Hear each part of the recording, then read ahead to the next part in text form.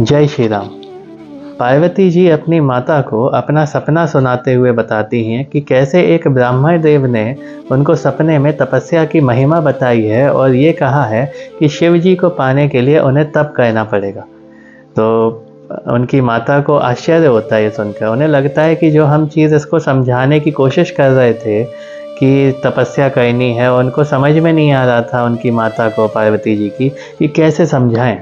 क्योंकि आप बच्चे से आप अपने कहो जाकर कि जाओ बेटा तुम्हें तपस्या करनी है, तो आप ना बोल पाओगे और ना वो समझ पाएगा कि ये तपस्या क्या है। लेकिन जब पार्वती जी उन्हें अपना सपना सुनाती हैं तो वो आश्चर्य से उनके पिता हिमवान को बुला के उनके सपने के बारे में बताती हैं। और दोनों को आश्चर्य होता है, उनके माता पिता को, कि हम जो चीज़ अपने बच्चे को समझाने की कोशिश कर रहे हैं वो बच्चा अपने आप ही समझ गया। मातु पिता ही बहुविधि समुझाई, चली उमा तप हित हर्षाई, प्रिय परिवार पिता अरु माता, भय बिकल मुख आव न बाता। तो अपने माता पिता को भली भांति अच्छी तरह समझा बुझाकर पार्वती जी हर्ष के साथ तपस्या करने चली।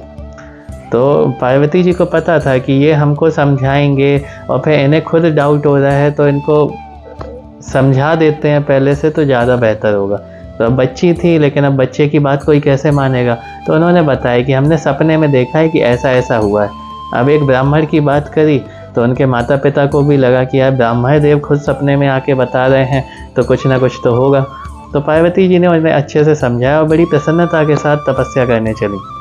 अब आप ये देखो कि मतलब पूजा पाठ हम नॉर्मल कर लें थोड़ा बहुत, लेकिन अब कोई कहे घंटों बैठ के तपस्या करनी है, साधना करनी है, तो हमसे नहीं होता। लेकिन अब पार्वती जी को हर्ष क्यों था, उसकी प्रसन्नता क्यों थी? क्योंकि उन्होंने अपने पिछले जन्म का उन्हें याद था। उन्होंने देखा था कि सती के रूप में उन्होंने जिद करके महादेव से शादी तो कर ली थी, लेकिन उनके योग्य नहीं बनी थी, इसीलिए उनका रिश्ता ज़्यादा लंबा नहीं चला। तो इस बार उन्होंने सोच लिया था कि पहले महादेव के योग्य बनेंगे, उसके बाद ही महादेव से विवाह करेंगे। तो पार्वती जी बड़ी प्रसन्न, उनके सामने उनका लक्ष्य स्पष्ट है और वो जाती हैं अपने परिवार को समझाती हैं कि देखो कोई दिक्कत नहीं है, हम आराम से कर लेंगे, आप परेशान नहीं हो। तो वो वन की तरफ प्रस्थान कर जाती हैं। अब उनके जो माता पिता हैं, भाई बंधु हैं, जो उनके रिश्तेदार हैं, वो सब देख के बड़े परेशान हैं कि जैसे अपना बच्चा बाहर जाता है तो हमें बड़ा मन नहीं लगता किसी काम में, उन्हें समझ में नहीं आता कि ठीक रहेगा, पता नहीं कैसे दिन बीतेंगे। और फिर यहाँ तो वो तपस्या करने जा रही हैं, तो अब वन में क्या होगा, सब उस चीज़ से बड़े चिंतित हैं।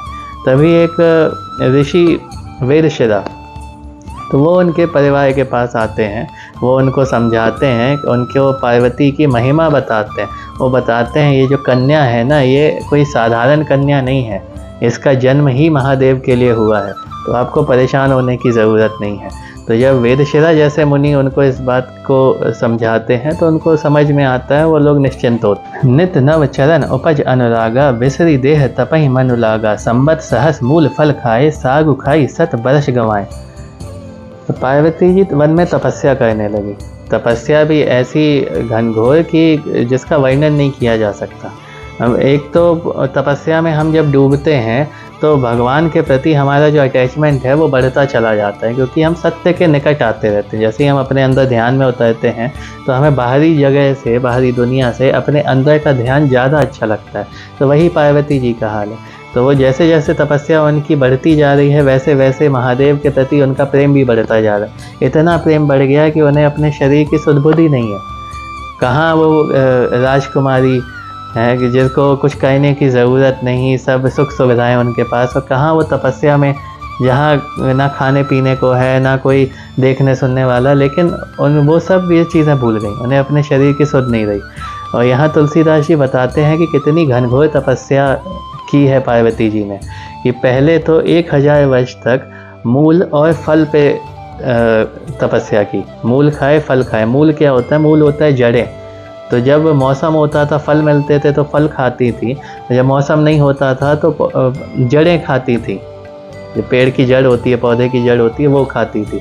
1000 साल तक ये खा के उन्होंने तपस्या की। उसके बाद उन्होंने अपना जो तपस्या थी उसे और कठिन किया थोड़ा। 100 साल तक साग खाकर तपस्या की। साग क्या होता है? पेड़ पौधों की पत्तियाँ होती हैं। 100 साल तक पत्तियों पर रहकर तपस्या की। उसके बाद अपना तपस्या और थोड़ी कठोर की, सिर्फ जल पर निर्भर रहीं, जल और वायु।